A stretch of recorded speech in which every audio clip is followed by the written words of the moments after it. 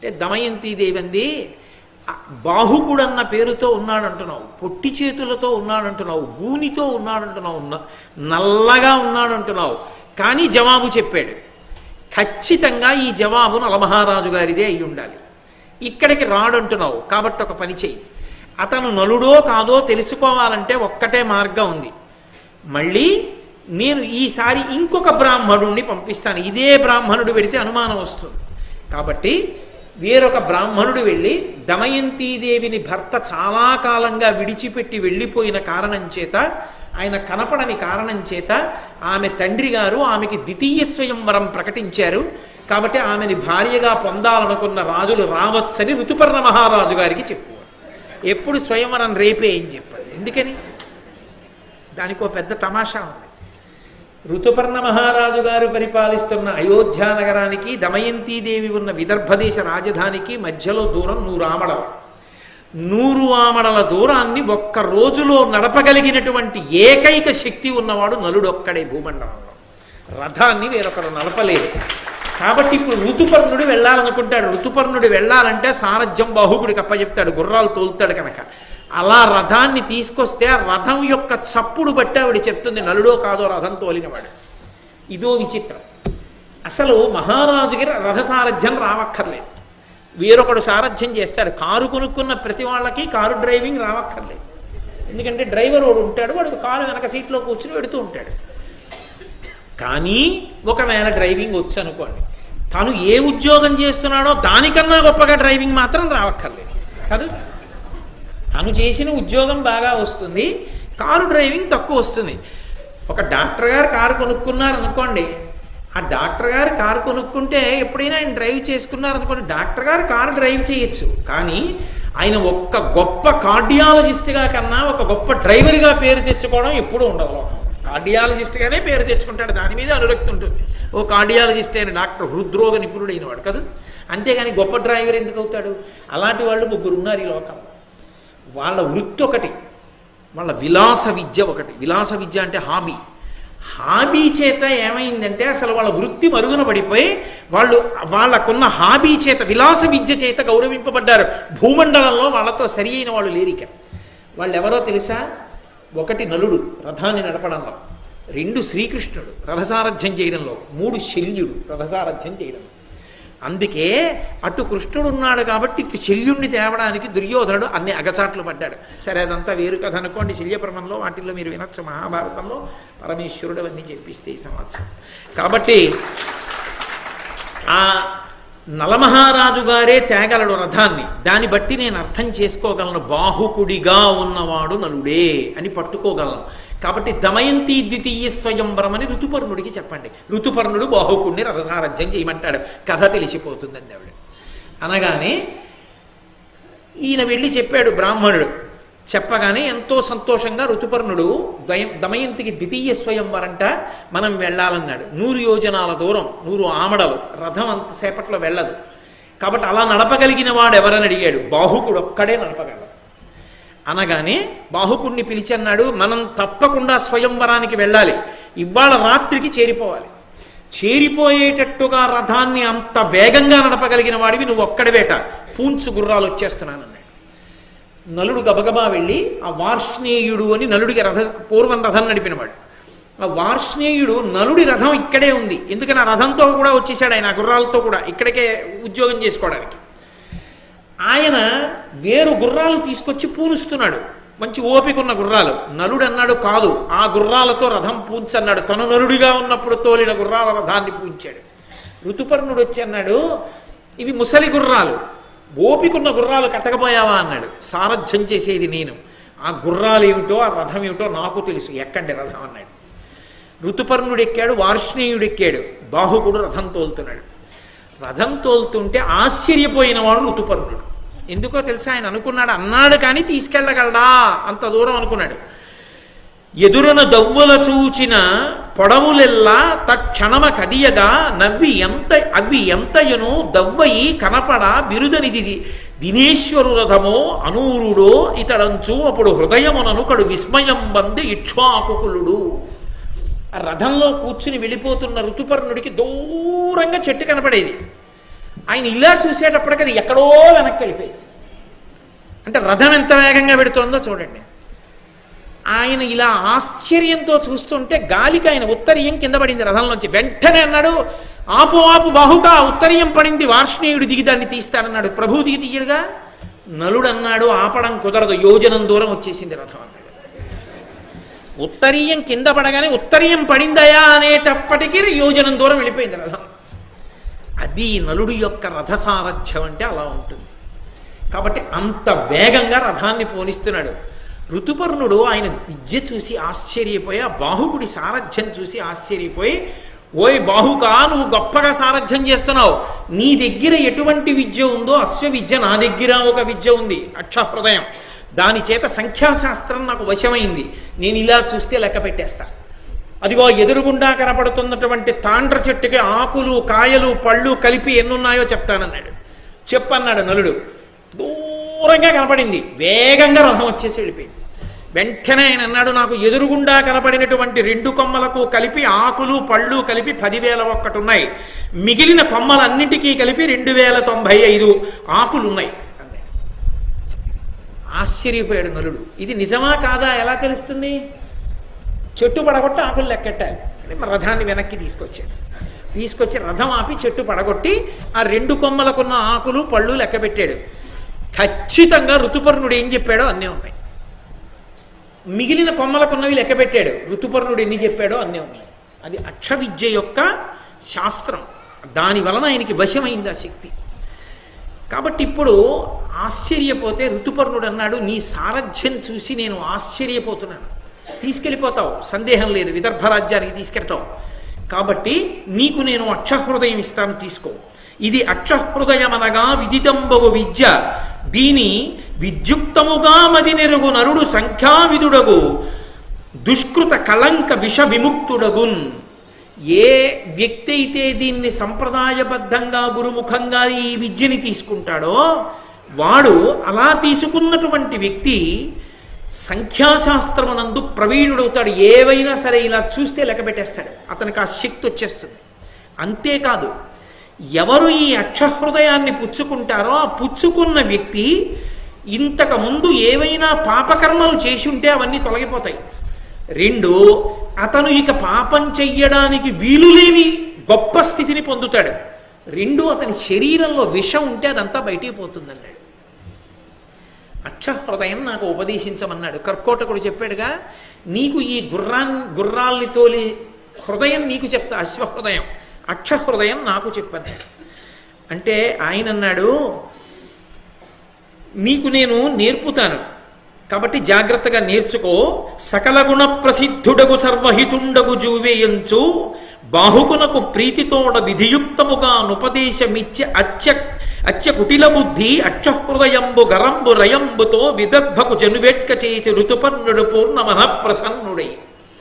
తొందరగా విదర్భ చేరుకోవాలని దమయంతీదేవి యొక్క పునఃస్వయంవరంలో పాల్గొనాలనేటటువంటి ఉత్కంఠతో ఉన్న ఋతుపర్ణుడు, నీకు వెంటనే నేర్పుతాను, కూర్చోవయ్యా అని చెప్పి ఆ అక్షహృదయాన్ని ఉపదేశం చేశాడు.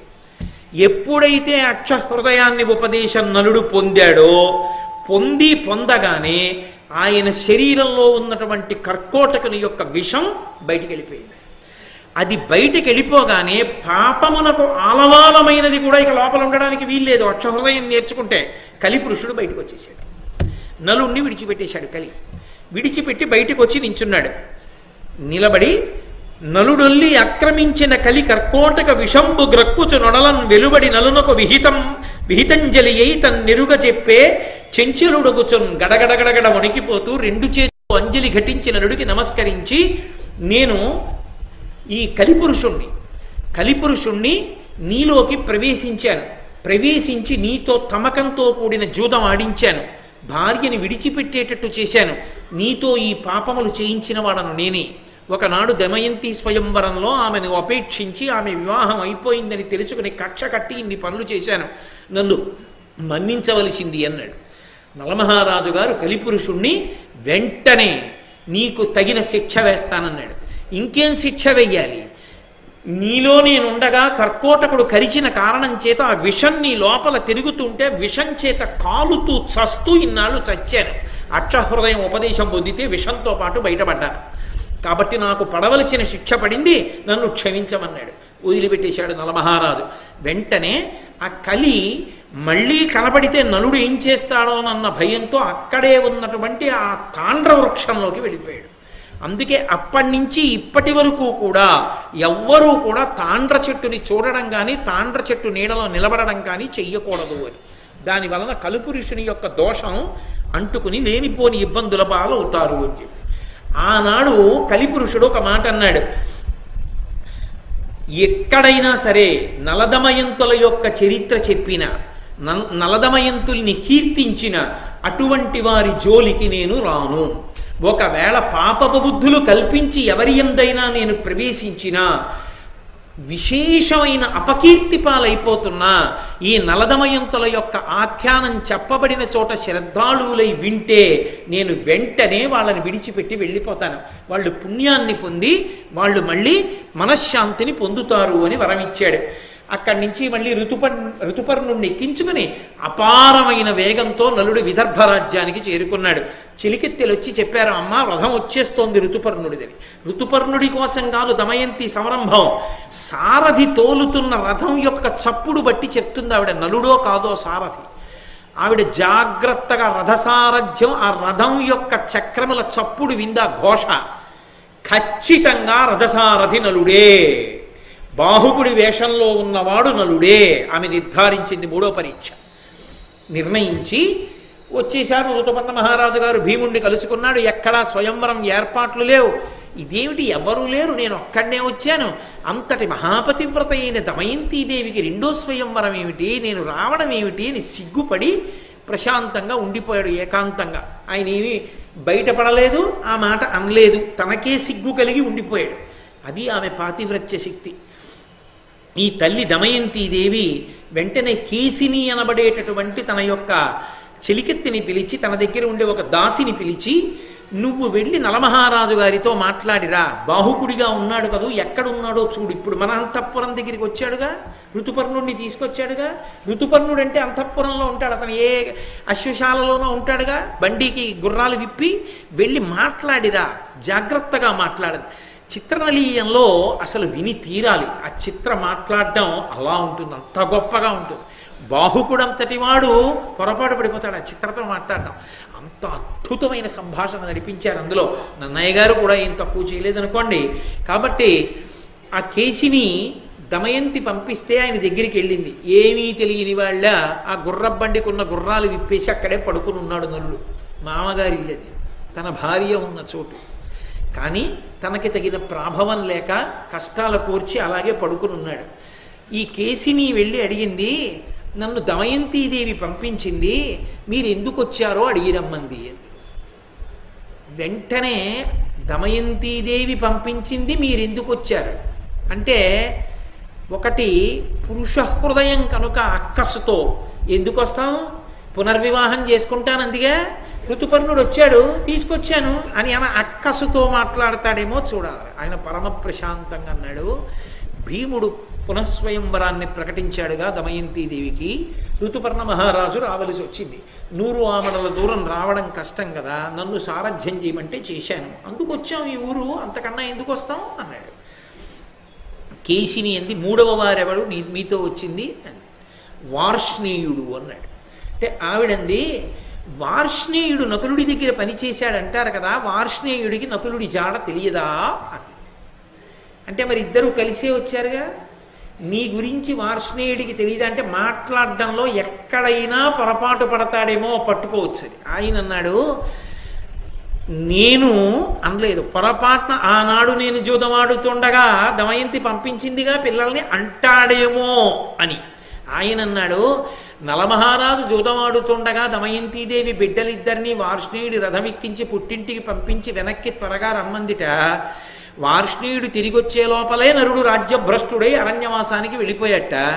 లేని కొలువు నాకెందుకు, నలుడు లేడు కదా అని ఆయన పుష్కరుడి దగ్గర పనిచేయడం ఇష్టం లేక తిన్నగా వెళ్ళిపోయి ఋతుపర్ణుడి దగ్గర చేరిపోయట. అందుకని ఋతుపర్ణుడి దగ్గర పనిచేస్తున్నాడు.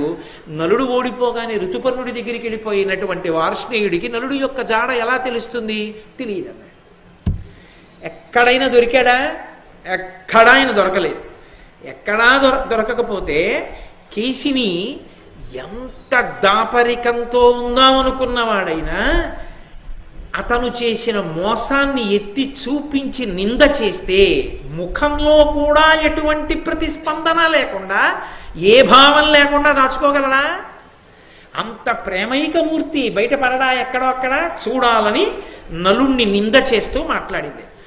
అడవిలో వస్త్రార్థహారి అయి దయలేక ప్రాణేశ్వరుడు తను బాసి చనిన నాటి వస్త్రార్థంబు నలినాక్షి ఇప్పుడు పరిధానముగా పాంసు పటల మలిన మగుచున్న తనవుతో నయనంబు జడకొన్న అలకావళులతోడ అవనితలము శయనంబుగా ధర్మచారిణి దమయంతి అనఘవ్రతం బిట్టులాచరించుచున్నదనిన అవిరళోద్గత బాష్పపూర్ణంబులైన లోచనంబులిరుక పడకయుండ వదన పద్మంబు వాంచి తానుండు వలను సూచుచుండె నలుడు.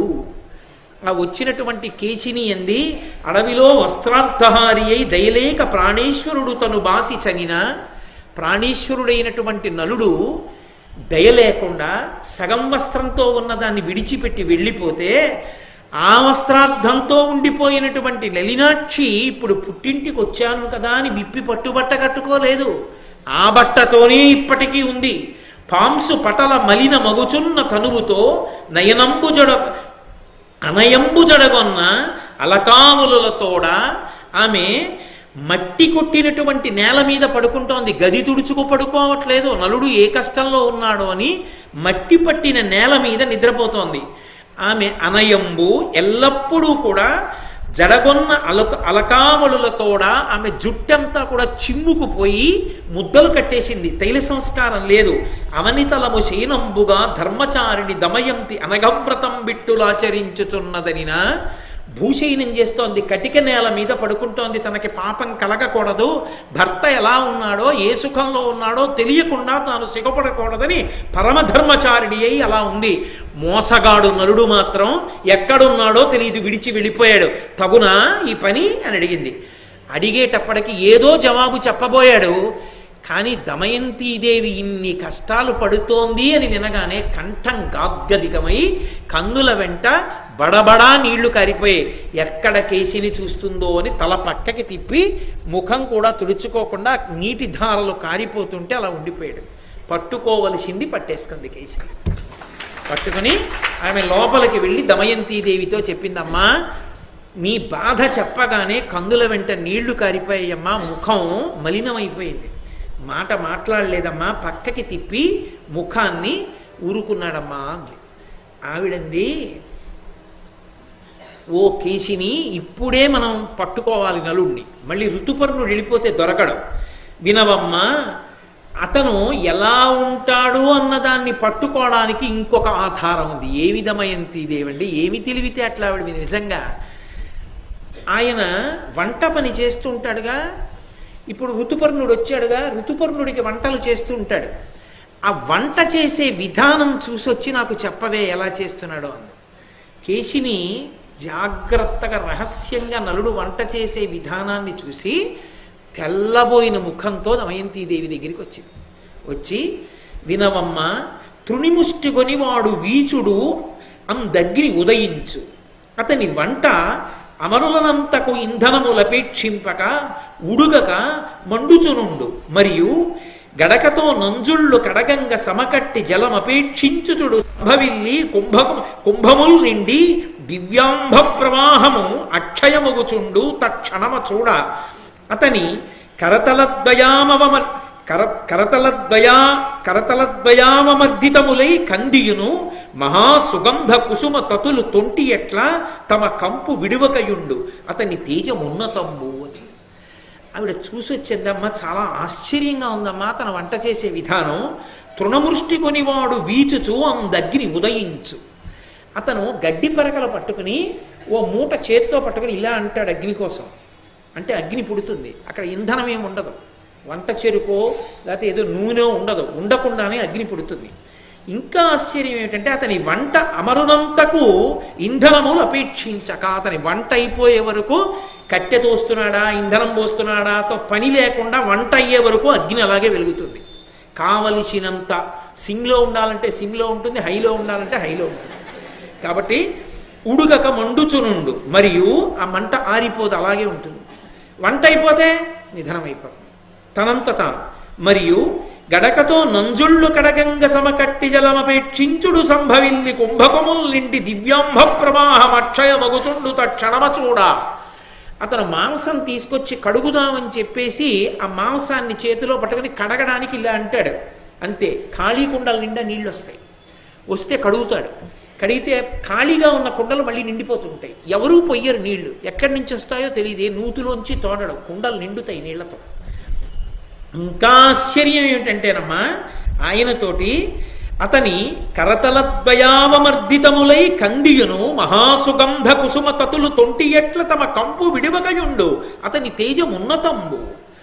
అతను చేతులతో మంచి సువాసనతో ఉన్న పువ్వులు పట్టుకొని, మల్లెపూలు పట్టుకుని అతను వాటిని బాగా నలిపేసి ముద్ద చేసి అక్కడ పడేస్తే పసరిక కంపురావు.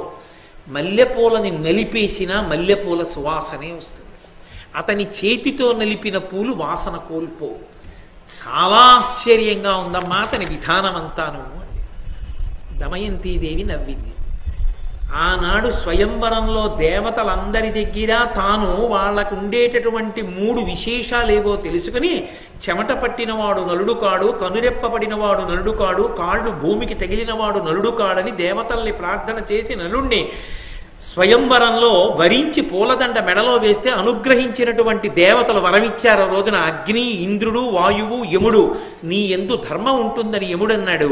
నువ్వు ఎక్కడుంటావో అక్కడ నువ్వు కోరినప్పుడు మేము ఉంటామని అగ్ని, నీరు వరమిచ్చారు వరుణుడు. అందుకని అగ్ని, వరుణుడు అతను కోరగానే పుడుతున్నాయి, తర్వాత ఆరిపోతున్నాయంటే నలుడే. అందుకని వంట చేసే విధానం చూసి రమ్మంది.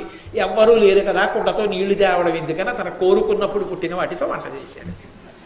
పసిగట్టేసింది దమయంతీదేవి. ఏమి నా తల్లి, నిజంగా ఏమి తెలివితే అట్లా ఆవిడ అంత శోకమగ్నయ్యి ఉండి కూడా అని ఆవిడంది. ఇప్పుడు నువ్వు ఒక పని చేయి, పిల్లలిద్దరినీ తీసుకుని వెళ్ళు, ఏం చేస్తాడో చూడు. పిల్లలిద్దరినీ నువ్వు ఏదో పని మీద తీసుకెళ్ళినట్లుగా తీసుకెళ్ళి అక్కడ వదిలేసి నువ్వు వేరు పని మీద వెళ్ళు, కానీ క్రీగంట చూస్తూ ఉండి ఏం చేస్తాడో. అంటే ఈ పిల్లలిద్దరినీ తీసుకెళ్ళి ఇంద్రసేనని అక్కడ వదిలి ఆవిడేదో పని ఉన్నట్టు అలా వెళ్ళింది. గబగబా బాహుకుడు వెళ్ళి ఆ పిల్లలిద్దరినీ 2 తొడల మీద కూర్చోపెట్టుకుని గట్టిగా కౌగిలించుకొని కన్నుల వెంట నీరు కారిపోతుండగా వాళ్ళ యొక్క మూర్ధన్య స్థానములందు ముద్దు పెట్టుకుని పొంగిపోతున్నాడు. చిత్రనళీయంలో చూడాలి, అప్పో అద్భుతం. కాబట్టి ఇప్పుడు గబగబా తిరిగి వచ్చి ఆవిడంది, ఎవరి పిల్లలు అనుకుంటున్నావు? మహారాజు బిడ్డలు, దమయంతి బిడ్డలు. ఏమిటి నీ ఒళ్ళో కూర్చోబెట్టుకుని ముద్దులాడుతున్నావు అంది. పోనీలే అమ్మా, ఎవరి బిడ్డలైతేనే నా బిడ్డలు ఇలా ఉండేవారు, గుర్తొచ్చి ముద్దు పెట్టుకున్నాడు, తీసుకుపో అన్నాడు. అని ఆయనకి చాలా చిరాకు వచ్చింది. ఈ కేసిని వచ్చినప్పుడల్లా నేను బయటపడిపోతున్నాను ఏదో అని ఆయన అన్నాడు, నీ విటపలు మరు వచ్చును బోవుచు ఉన్కిగని చిత్తముల నుండుగా గన్ భావింతురు ఇతర జనములు కావున రామలదింకా కార్యార్థినివై. నువ్వు అస్తమానం ఇలా వచ్చి ఏదో నాతో మాట్లాడి పెడుతుంటే చూసిన వాళ్ళు ఏమని అనుకుంటారు, ఇక నువ్వు నా దగ్గరికి రాకు అన్నాడు. ఎందుకని? వచ్చినప్పుడల్లా అతని మనసు గాయం అవుతోంది. ఇది వెళ్ళి చెప్పిందమ్మా, పిల్లలిద్దరిని నేను అటు వెళ్ళగానే తొడల మీద కూర్చోబెట్టుకుని ముద్దు పెట్టుకుని మురిసిపోయాడమ్మా అని. ఏ తండ్రి బయటపడిపోడు అక్కడ. కాబట్టి ఆవిడంది దమయంతీదేవి, సంధియమేళ సర్వగుణ సంపద చూడక బాహుకుండు భూవందితుడైన నైషధుడు అవశ్యము తానగు నా మనంబున ఆనందము పొందుచున్నది ఘనంబుగ వాటిట వచ్చువాడో ఏనందుల కెగుదాననో రయంబున నాపని నిశ్చయింపుమా. నా మనసుకి ఆనందం కలుగుతోంది, పరపురుషుళ్ళు అనిపించట్లా, కేవలం సారథిలా అనిపించట్లా, ఖచ్చితంగా నలుడే, బాహుకుడు కాడు. నేను ఆయన దగ్గరికి వెళ్ళడమా, ఆయనని నా దగ్గరికి పిలిపించడమా అని తల్లిని పిలిచి, అమ్మా ఏ నిర్ణయం చేద్దామంది. అమ్మా నువ్వు అంత పూనికతో చెప్తే అతన్నే పిలిపిద్దామన్నాడు తల్లి తండ్రి. బాహుకుడిని పిలిపించింది దమయంతీదేవి. పిలిపించి ఎదురుగుండా వచ్చి బాహుకుడు నిలబడ్డాడు. ఎంత బాహుకుడి వేషంలో నిలబడినా ఆ నలుడి లోపల ఉన్నవాడు నలుడే కదూ, ఆయన మనోభావముల చేత ముఖములో కలిగినటువంటి ఆ తత్తరపాటును గమనించినదై నా భర్త అని కనిపెట్టింది. కానీ భర్తతో మాట్లాడినట్లుగా కాకుండా ఆవిడంది, దమయంతి నలుని వికృతాంగము చూచియు అతని నన్యుగా మగవక ఎయ్యమునను లజ్జను నతి సంభ్రమమున వివశాత్మయగుచు పతికిట్లనియన్. ఆమె సంభ్రమంతో లజ్జతో తన భర్తే అని తెలుసుకున్నదై ఆయనతో మాట్లాడుతూ ఇలా అంది, జనులు ఎవ్వరూ లేనటువంటి అరణ్యంలో నేను నిద్రపోయి ఉండగా పరమ బలహీనురాలనై అప్పటికి 4 రోజుల నుంచి అన్నం లేని దానినై ఉంటే సహధర్మచారిణి అయినటువంటి నన్ను తన వెంట అడవికి తీసుకొచ్చి నువ్వు అనలేదు, మీరు అనలేదు, తన వెంట నన్ను అడవికి తీసుకొచ్చి సౌమ్యమైన ప్రవర్తన కలవాడిలా ప్రవర్తించి సౌమ్యమైన ప్రవర్తన కలిగిన నన్ను అగ్ని సాక్షిగా శాస్త్రీయమైన పద్ధతిలో ఎవరిని భార్యగా పత్నిగా స్వీకరించాడో అటువంటి నన్ను కఠినాత్ముడై విడిచి వెళ్ళిన వారు ఇతరులు ఎవరైనా ఉంటారా? అంతే. నలుడు తక్క, నా భర్త తక్క, ఆ మాట ఆమె అనలేదు, పూర్తి చెయ్యలేదు అని సురవరుల తొరిగి తన్నున్ వరించితి నన్ను పుత్రవర్తి ఏలుకో చెచ్చెర విడిచే అతనికి నిష్కరుణనకు ఏమేమి ఎగ్గు కావించితినో. నేను దేవతలు నన్ను భార్యగా పొందాలనుకుంటే కాదని నలమహారాజు గారిని వరించి మరీ వివాహం చేసుకున్నాను. ఎప్పుడూ ఆయనని అనువర్తించి ఆయనతో కలిసి బ్రతకడానికే ప్రయత్నించాను. ఒక్క తప్పు నేను చెయ్యలేదు. కానీ ఏ తప్పు చేశానని నన్ను విడిచిపెట్టి వెళ్ళిపోయాడో అని, నిన్ను నేను విడిచిపెట్టను, ఎప్పుడూ నువ్వు భయపడక్కర్లేదని ఒకమారు కాదు పలుమార్లు నాతో చెప్పాడే. అలా చెప్పినవాడు ఆ మాట ఎందుకు మరిచిపోయి నన్ను విడిచిపెట్టి వెళ్ళిపోయాడో అని కన్నుల నీరు కారుతుండగా ఆమె వలవలా ఏడుస్తుంటే చూడలేకపోయాడు ఇంకా నలమహారాజు. చూడలేక అన్నాడు, అన్ని నిందలు వేస్తున్నావే, నేను ఎందుకు వెళ్ళిపోయానో తెలుసా? నేనే నలుడను. ఎందుకు వెళ్ళిపోయానో తెలుసా? కలిపురుషుడు నాలో ప్రవేశించాడు. ప్రవేశించి నా చేత ఆ పని చేయించాడు. నీ మీద ప్రేమ లేనివాడను కాను. దోషాలన్నీ నా మీదే ఉన్నట్లు మాట్లాడుతున్నావే, నిర్దయుడనై విడిచిపెట్టి వెళ్ళిపోయానంటున్నావే.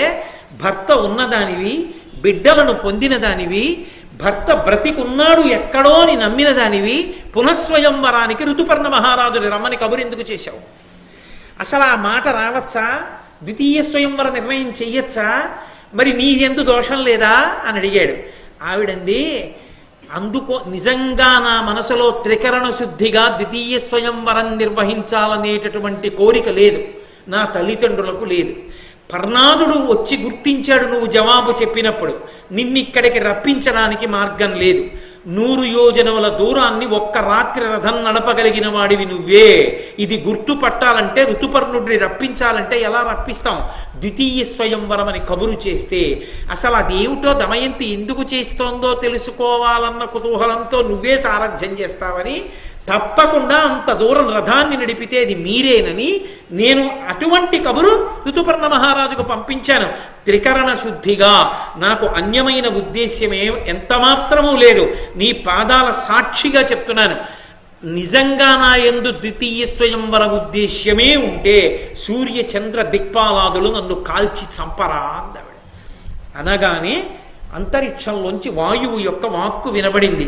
అమల చరిత్రనిట్లు దమయంతి పతివ్రత పల్కుదే నృపోత్తమ విను దీని యందు విదితంబకు శ్రీల విధిన్ సుధాంశుడున్ కమలహితుండు నేను అయి కాచితి మొక్కట 3 వర్షముల్ కొమరుగ దీని చేకొనుము కోమలి నీ కనురక్తనావుడున్. ఓయి మహారాజా, ఏమనుకుంటున్నావు? ఆమెను ద్వితీయ స్వయంవరానికి ఎందుకు ఒప్పుకున్నావని నిలదీసి ప్రశ్న వేస్తున్నావే. 3 సంవత్సరములు ఆమె నీకు దూరంగా ఉంటే 3 సంవత్సరముల నుండి ఆమెని రక్షిస్తున్న వాళ్ళం నేను, సూర్యుడు, చంద్రుడు ఆమెని కాపాడుతున్న నిరంతరం. ఆమె మహాపతివ్రత, ఆమె యందు దోషం లేదు, ఆమెని స్వీకరించు అన్నాడు. అనగానే అంతరిక్షంలోంచి పూలవాన కురిసింది. దేవదుందుబులు మోగాయి. వాయువు ప్రసన్నంగా వీచింది. నలమహారాజుకు అర్థమైంది, నన్ను పొందాలని ఆవిడ ప్రయత్నం చేసింది. నేను కలిపురుషుడు నాలో ప్రవేశించిన కారణం చేత నేనామెను విడిచిపెట్టాను తప్ప మా ఒండురుల మనస్సుల్లో అన్యమైన దోషం లేదు. ఆమె పరమపతివ్రత, నాయందు మనసున్న ఇల్లాలని వెంటనే కర్కోటకుడిని స్మరించాడు. దివ్య వస్త్రం వచ్చింది. దాన్ని కప్పుకోగానే నలమహారాజు తన యథాస్వరూపాన్ని పొందాడు. దమయంతి పరమ ప్రీతితో నలుణ్ణి కలుసుకుంది. ఋతుపర్ణ మహారాజు గబగబా వచ్చి, నీ వంటి మహానుభావుడి చేత గుర్రాల్ని నేను లొంగేటట్టు చేయించాను, ఆ తర్వాత రథం నడిపించాను, కాబట్టి నా తప్పు మన్నించవలసింది అన్నాడు. ఇందులో ఏమీ దోషం లేదు. ఋతుపర్ణ మహారాజా, కర్కోటకుడు నేను రూపం మారితే తప్ప పరరాజు వద్ద సేవించలేను కనుక నన్ను అలా అనుగ్రహించి పంపించాడు. ఆ కర్కోటకుడి వల్లే ఇవాళ నేను ఇలా బయటికి వచ్చి మళ్ళీ దమయంతిని కలవగలిగానని, నువ్వు నాకు అక్షహృదయం ఇచ్చావు, నేను నీకు అశ్వహృదయం ఇస్తానని ఋతుపర్ణ మహారాజుకి అశ్వహృదయాన్ని ఇచ్చారు.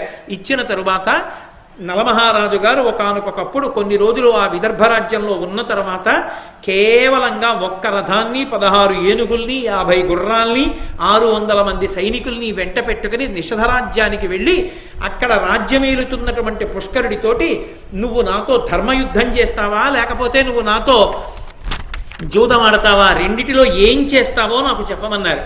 జూదం ఆడతాను, నీ దగ్గర ఏముందని ఫణం పెడతావన్నాడు. దమయంతిని ఫణం పెడతానన్నారు. దమయంతీదేవిని పొందొచ్చనుకున్నాడు పుష్కరుడు. ఎందుకని, ఇప్పుడు అక్షహృదయం తన దగ్గరుంది, తనని మాయ చేసి ఓడించడం కుదరదు.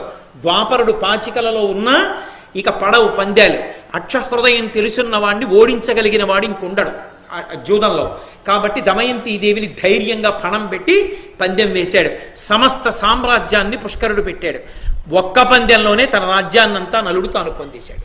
పొందేసి అక్షహృదయం ఉంది కాబట్టి ఓడిపోకుండా రాజ్యాన్ని పొంది ఎంతో సంతోషంతో, నిన్ను నేను వధించి ఉండేవాణ్ణి, కానీ నా పినతండ్రి బిడ్డవి, ఇక్కడి నుంచి వెంటనే విడిచిపెట్టి వెళ్ళిపోమన్నాడు. ఆయన ఆ రాజ్యాన్ని విడిచిపెట్టి వెళ్ళిపోయాడు. దమయంతీదేవి బయలుదేరొచ్చింది. మళ్ళీ నలమహారాజు గారు దమయంతీదేవితో తన బిడ్డలతో కలిసి అఖండ భూమండలాన్ని సార్వభౌముడై ఎంతో సంతోషంగా పరిపాలించాడు. మహాభారతంలో ప్రత్యేకించి ఆరణ్య పర్వంలో ఈ నలదమయంతులకు సంబంధించినటువంటి ఉపాఖ్యానమే చాలా పెద్ద ఉపాఖ్యానం. ఈ ఉపాఖ్యానానికి ఫలశ్రుతి చెప్తూ అన్నారు, ఇన్నలోపాఖ్యానమెప్పుడు దత్తావధానులై వినివారు తవిలి సభల చదివెడువారును జగతీశ కలిదోష నిర్ముక్తులగుదురు నిఖిల పుణ్య ఫలభాగులగుదురు బహుపుత్ర పౌత్ర ఆయురారోగ్య ధన యుక్తులగుదురు ఎల్ల విషములకును దుష్ట విషయములకును దూరులగుదురు ధర్మాత్ములగుదురు ఉర్వి కడు ప్రసిద్ధమిదియు కర్కోటకుని దమయంతి పుణ్యమూర్తి అయిన నలుని ఋతుచరిత్రుడైన ఋతుపర్ణుని కీర్తింప కలిభయంబులెల్ల క్రాగునధిపా. ఈ నలదమయంతుల యొక్క చరిత్రని ఎక్కడైనా ప్రవచనం చేసినటువంటి వారు ప్రవచనం చేస్తుంటే దాన్ని సభలో వినయ విధేయతలతో భక్తి విశ్వాసాలతో విన్న వాళ్ళకి తవిలి సభల చదివెడువారును, ప్రవచనం చేయకపోయినా కనీసం ఇది చదివితే చాలు, అలా సభలో చదివిన వాళ్ళకి కలిదోషం విడిచిపెట్టేస్తుంది. అఖిల పుణ్యములు చేశారు అనేటటువంటి ఫలితాన్ని వెంటనే వాళ్ళ ఖాతాలో వేస్తారు. అన్ని పుణ్యములు చేసిన ఫలితం ఒక్క నలదమయంతుల యొక్క ఉపాఖ్యానాన్ని వినడం వల్ల వస్తుంది.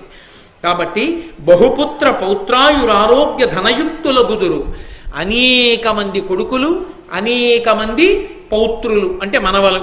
ఒక కొడుకున్నా బెంగేం పెట్టుకోక్కర్లేదు, అనేక మంది మనవలు వస్తారు. కాబట్టి మనవలు పుట్టినవాడు తాత అనిపించుకున్నవాడు ఈ ఘట్టాన్ని చెప్పకపోతే కృతజ్ఞుడైపోడు, చెప్పాలి. కాబట్టి పౌత్రాదులను పొందుతారు, ఆరోగ్య ధనయుక్తులగుదురు, ఆరోగ్యాన్ని ధనాన్ని పొందుతారు, ఎల్ల విషములకును దుష్ట విషయములకును దూరులగుదురు. విషం శరీరంలోకి ఎక్కవలసినటువంటి గండం ఏమైనా ఉంటే అది తొలగిపోతుంది. 2, ఏదైనా విషయవాసనలు లంపటములలో దుర్వ్యసనములకు వశపడిపోయి ఉన్నవారు ఈ ఆఖ్యానాన్ని వింటే దానికి దూరం అవుతారు. ధర్మాత్ములగుదురు, వాళ్ళు ధర్మం పట్ల అనురక్తిని పొందుతారు. ఉర్వికడు ప్రసిద్ధమిదియు, ఈ మాటలో ఏమీ సందేహం లేదు, ఇది పరమ సత్యం. ప్రతిరోజు ఒక్కసారి కర్కోటకుణ్ణి, దమయంతిని, పుణ్యమూర్తి అయినటువంటి నలుణ్ణి, సచ్చరిత్రుడు రుజుచరిత్రుడైనటువంటి ఋతుపర్ణుణ్ణి ఒక్కసారి జ్ఞాపకం తెచ్చుకుని కీర్తించినటువంటి వాళ్ళు ఎవరుంటారో వాళ్ళకి కలిభయము సంప్రాప్తించదు. అంత గొప్ప ఉపాఖ్యానం ఈ ఆఖ్యానమని నన్నయ భట్టారకుడు ఈ ఆరణ్య పర్వంలో ఈ ప్రత్యేకంగా ఈ ఉపాఖ్యానానికి ఫలశ్రుతిని ఇచ్చారు. అంత గొప్ప ఘట్టాన్ని కృష్ణ పరమాత్మ యొక్క అనుగ్రహం చేత మనం